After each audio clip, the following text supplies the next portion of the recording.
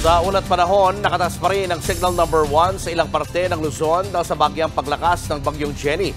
Nakita ang bagyo 485 kilometers silangan ng Basco, Batanes. May lakas ang hangin itong aabot sa 155 kilometers per hour at bugsong 190 kph. Mabagal ang kilos ng bagyong Jenny sa ngayon ay pahilagang kanluran.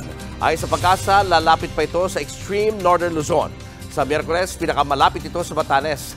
Direkta na itong maapektuhan ng bagyo. Saka ito tatawid sa Taiwan hanggang Huwebes at lalabas ng Philippine Area of Responsibility.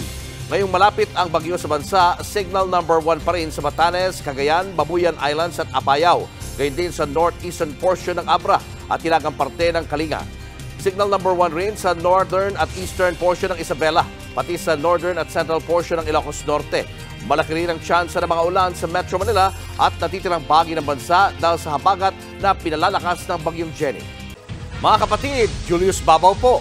Huwag maging huli at maging una sa lahat ng balitaan. Para sa tuloy-tuloy na talakayan sa Frontline, mag-follow at mag-subscribe sa social media pages ng News 5.